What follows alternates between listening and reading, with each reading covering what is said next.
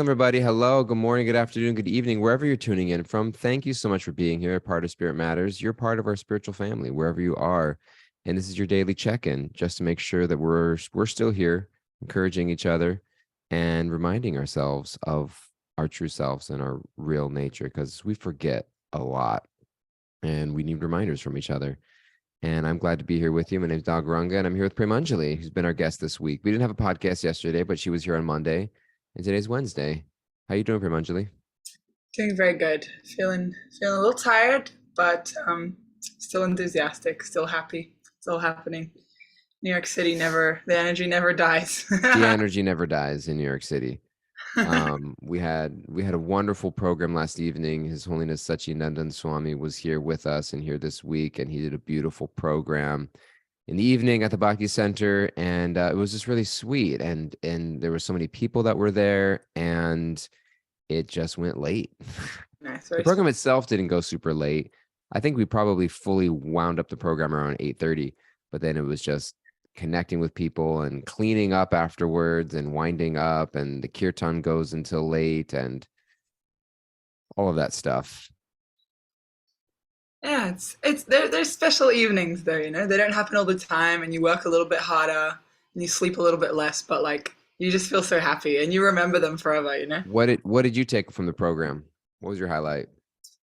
Um, I really, really appreciate just with Sachinandan Maharaj in general, like every, time I get a chance to be in his classes or kirtans, he's very good at bringing you back to reality in your sort of like bhakti process. I feel like we all maybe have like a sadhana of chanting or going to kirtan or whatever it is, and he's very good at just like kind of like breaking any sense of mechanic me- mechanicalism, is that a word? Any sense of like Mechanistic. yeah. He's very good at just like breaking that and being like, why are you actually doing this? Why are you actually here? And I always really appreciate that reset of like being able to go, oh wow, okay, like he really calls you out. You'll just be like, he knows exactly what to say, and you're like, oh my god, that is exactly what I was thinking of, or I totally was spacing out, you know. And then he's like, let's chant, let's be present with what we're doing. And yeah, I really appreciate that about him. Yeah, he was leading kirtan, and he'll pause during the kirtan itself and he'll bring Yeah, you back. Like, are you yeah, chanting with your heart? Or are you chanting yeah. like with your mind, or are you distracted? And he's just really bringing us back to a presence and to a connecting very deeply with the Mm, holy name. So definitely, that was really definitely. beautiful. Yeah. Um, Thank you for that. yeah, it was really sweet as well because there was a another event on Monday night, right at Divya's. But I was invited to come. I really wanted to go, but I couldn't go because I was doing the RT in the evening, the 6:10 RT, and I was so sad. I was like, I'm missing like the chance to connect with him, and it felt like I just you always. I was like, oh, he's gonna be at the temple. There's gonna be a million people. I'm not gonna be able to talk to him. Um, but yeah, it was amazing. It ended up being so sweet, and I got to have a personal sort of connection with him at one point, and I just felt very grateful. I was like, this is really like so wonderful. Krishna sees your heart's desires, and he always helps you. Like if you're sincere, he always helps you. Yeah, yeah, yeah. And I think sometimes we miss out on something and we think, oh, like, because I think that's also what Maraj shares a lot with us is the concept of quality in spiritual life as opposed to quantity. And that sometimes we think we need to be a part of everything and be in every single program. When you can go to every single program and not be present, but if you have just like one deep exchange, one powerful moment of Krishna's presence in your life, like that's enough to carry you and go and carry you for a long time in your life. And so sometimes we may think that we're missing out on something, but even if I was there, would I have been present? Mm, Would I really have taken advantage of the opportunity of actually giving my full self there? yeah. And there was something that he was talking about yeah, not really being concerned about like moving up in institutional hierarchies or kind of using spiritual life as a social platform to try to feel accepted somewhere, but actually really just thinking like, he said something really sweet. He said that he loves to dance in kirtan. He's 70 years old now. He said he loves to dance in kirtan, but he doesn't dance in public are big crowds because everyone's got a phone and everything turns into a movie. That's the word he used, a movie. Everything turns into a movie, and then it's on the internet somewhere. And so he said, even when I'm at home or in his ashram in Germany, he doesn't even dance when other people are around. He said, I just like to dance in my room because it's just for Krishna. I And love so that. it's really sweet. Yeah, and I think that sometimes there's a sense of I got to be a part of everything, and spirituality can sometimes very easily become the replacement of everything that we were trying to do materially. We're just doing the same thing, but in spiritual circles and in spiritual communities, but we're still bringing that same consciousness of looking to fit in and looking to get ahead and looking for all of those things. And he really strips all of that away and reminds us that you don't have to, that Krishna's right here, right now. Krishna's right here, right now in this moment. Like, you don't have to go somewhere to find him. You have everything you need to be spiritually connected right here in this moment. That's very true. That's very, very true. And there's actually a very, very sweet story, like a super short story, that I feel like connects really well to this, where there is a sense like, there's definitely this element of like, actually, yeah, we have everything in our facility to connect with Krishna right now. But of course, when there's like certain association or certain events, like, you feel like you want to go because it'll like particularly help you or inspire you in some way. And there's a really, really sweet story that my own spiritual teacher, Indradyumna Swami, he shares, where very like similar vibe. Prabhupada came to London. He was in London, and somehow Prabhupada left one of his suitcases at the airport. So one of them got left behind. And so they were hosting this huge event, like Prabhupada's coming to London, he just arrives, huge feast, big kirtan, Sunday feast, everything, like it was going to be amazing. And someone had to go back and get Prabhupada's bag from the airport. And that ended up being Bhakta Brian, who's in Indradyumna Swami now.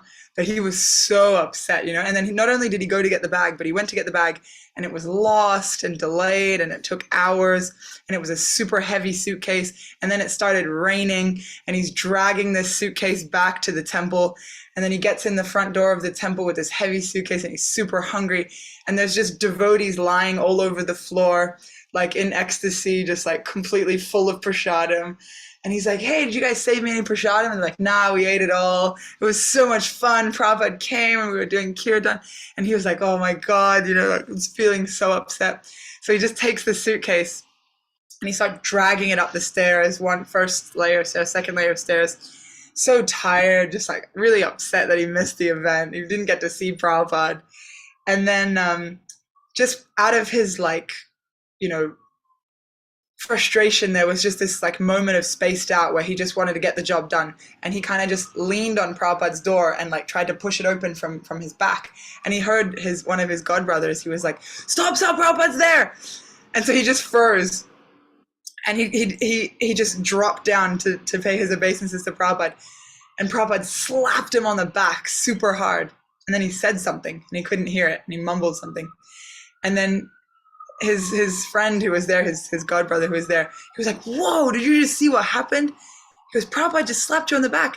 And he goes, what did he say? He said, Prabhupada told you, so much endeavor in this material world, but one day when I take you back home, back to the spiritual world, everything will be simple and divine.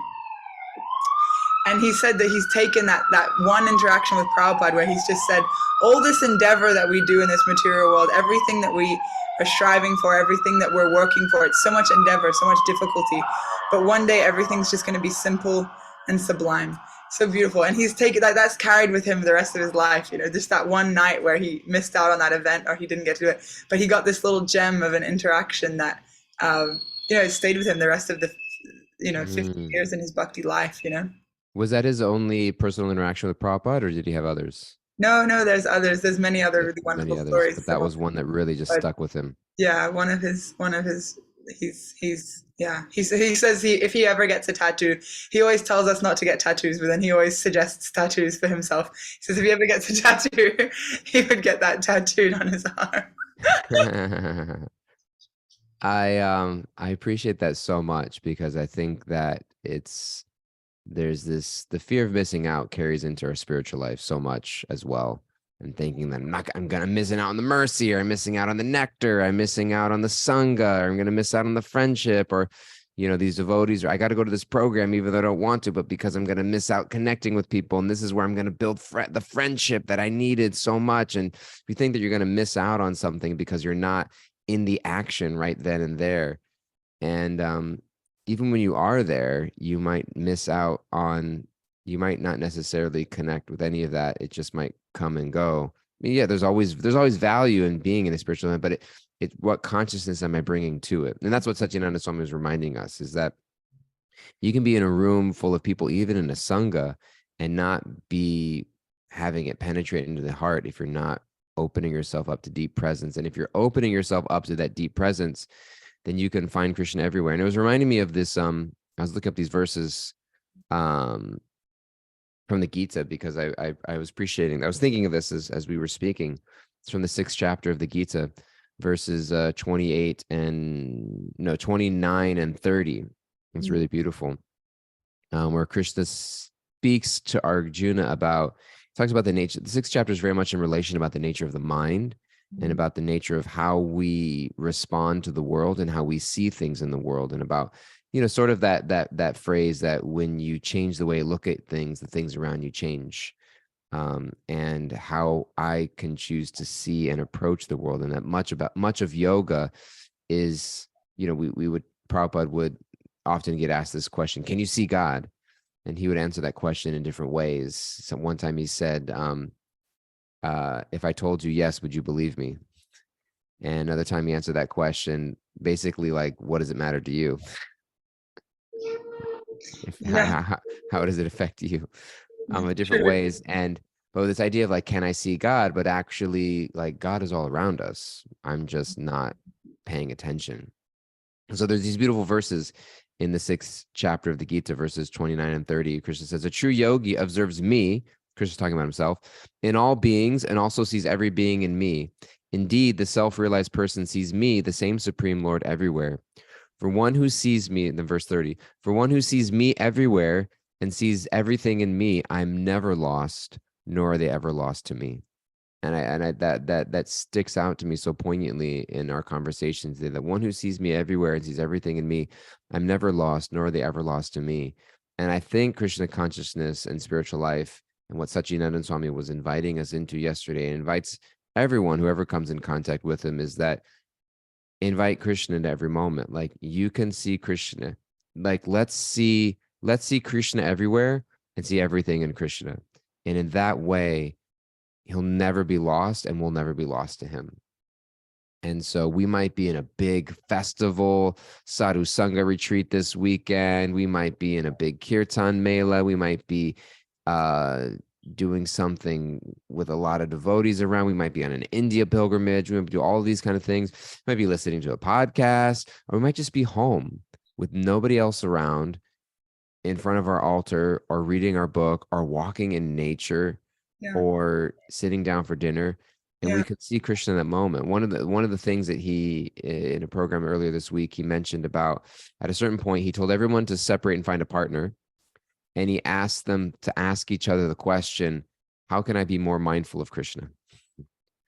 And it was just literally, we were talking, I was sitting next to my wife, and so we started to answer that question of just simple things. When you open up the window shades in the morning and the sun comes in, and you're thinking like, here's Krishna Surya Sama Maya Hoya Andakar. Krishna's like the sun. Krishna is welcoming me today. And can I, even in that moment, have the awareness and appreciation that Krishna is actually appearing to me today in the form of the sunshine? And I can remember Krishna even in those little moments.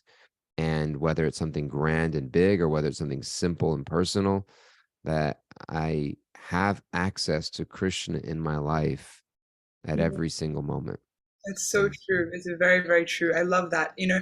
It's difficult. I'd say more for some people than others. I mean, like myself, I'm super extroverted. I always love Mhm. being around people. It's like very hard actually when I have to like be home. And it was crazy when COVID actually started. Not to, I don't want to talk about COVID, but when Let's that get into COVID, I'm like traumatized. lest we It's like a lot of forget. sitting at home.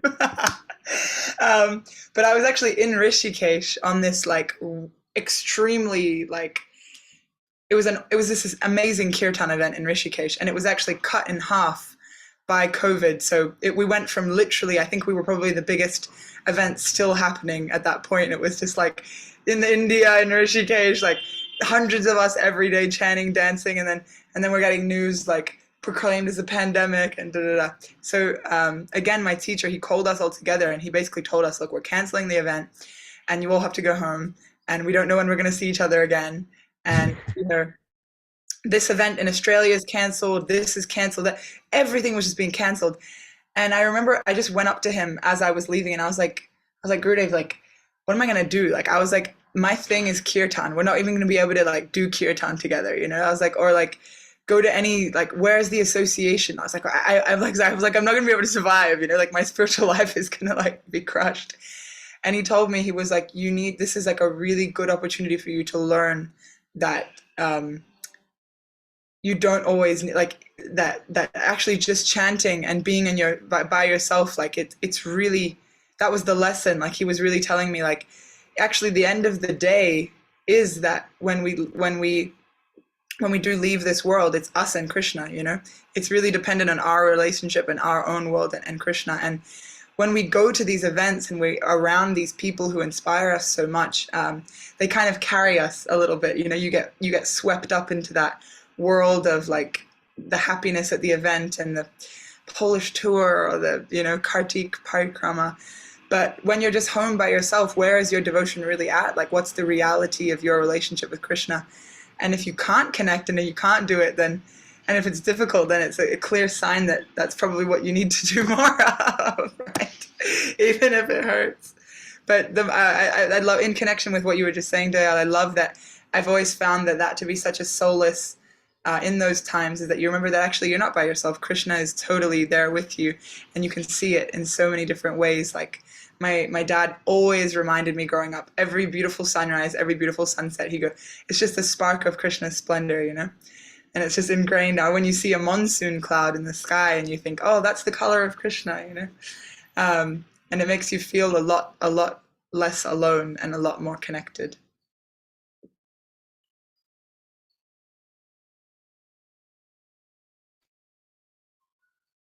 I, yeah, I think you're muted. I muted myself. When I'm not speaking, I mute myself because otherwise I'm making all kinds of noises. And then it directs towards me. So, um, but I was saying that as you were speaking, I was thinking of that really famous purport by Srila Prabhupada about Draupadi at the end of her life. So Draupadi from the Mahabharata, when she had 5 husbands and her husbands departed from this world.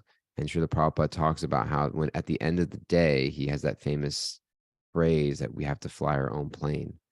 And so this purport, I was going to read it. He says, when flying an airplane, um, one cannot take care of other planes.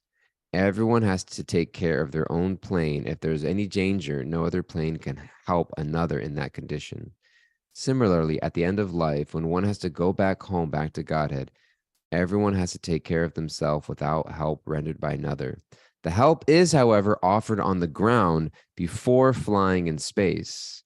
Similarly, the spiritual master, the father, the mother, the relatives, and others can all help render help during one's lifetime. But while crossing the sea, one has to take care of themselves and utilize the instructions formally received. And so he mentions that like Draupadi's family was departing from this world, and she didn't have time to think about, well, who's gonna, who's taking me with you? She was just like, I've have to, at the end of the day, as you were saying, and I was hearing that as you were talking about Juduma Swami, saying that there is a part of our spiritual life that we have to take full responsibility for for ourselves. That at the end of the day, we are completely responsible for our own spiritual experience. We get help, we get assistance, we may be dependent on the mercy and and the sangha of devotees to cultivate that force in the heart and provide the environment where it can come out. But at the end of the day, even if we're sitting right next to a sadhu, even if we're sitting in the association of amazing devotees, we have to take responsibility to take it very seriously and to go very deep in our heart. We've been given the tools. We've been given our japa meditation. We've been given Bhagavad Gita and Srimad Bhagavatam. We've been given the process of spiritual life as laid out in these texts and by our teachers. And it's up to us to take it very seriously. And it's up to us to determine the quality of experience we want to have. And we also learn, and Marj is very clear about this as well, that at the end of the day, it's also dependent upon Krishna. Like, we are just begging for mercy at the end of the day. We're begging for Krishna, and he would mention that in the kirtan. He would say, "What is your prayer? Krishna, please accept me. Krishna, please hear me. Krishna, please reveal yourself to me." And I think that becomes the meditation in our life, and that even if something gets taken away from us, like, because you're talking about, the kirtan festival's canceled, everyone has to go home, don't know when I'm going to see you again. It's like, okay, I still have the opportunity to go very deep in my practice and to connect with Krishna in my life. And so I was thinking of that purport. It's so beautiful. It's so powerful, though. It really is. It can seem very overwhelming and scary, this idea of like, you have to do it on your own, and here's your beads, and sit in your room by yourself, and it's just Good like, luck. right. It can feel super confronting. I mean, like, especially for someone like me, who super just like wants to be with people all the time. But it really is important. I think both actually very much go hand in hand, because association keeps you inspired, but then you have to do the work as well, so you're kind of like going back and forth. I mean, staying by yourself all the time as well is like, we can't do it on our own. Actually, ultimately, you can't do it on your own. You need association. You need, like, at least I need, like, it's a thing we can help each other with. But yeah, it doesn't have to be scary, and it doesn't have to be like, you're never really alone, even if you're just maybe physically by yourself. You've got Krishna, you've got, like, reading a book, you're associating with the personality, you're associating with Prabhupada if you're reading Prabhupada's book Bhagavad Gita, or you're associating with these great personalities. It's very much doesn't have to be scary. And that's why we're I'm here. speaking to myself. We're speaking to ourselves. That's what we're doing. That's what we do here. And we want Kimberly to speak to us. He's going to wrap it up for us. What kind of takeaways we got as we come to the end of our time today? Give us our takeaways, Kimberly, and then we'll share some closing words, and then we'll go about our day. What you got for us, Kimberly? All right, got some good takeaways today. Let deep quality presence penetrate your heart. Dance just for Krishna in your room. We have everything we need to be spiritually connected at this moment. Everything will be simple and divine in the spiritual world. See Krishna in everything and see everything in Krishna, and take flying your own plane seriously. Nice. Thank you so much, Kimberly. What you walking away with, Premanjali? That was really, really sweet. Yeah,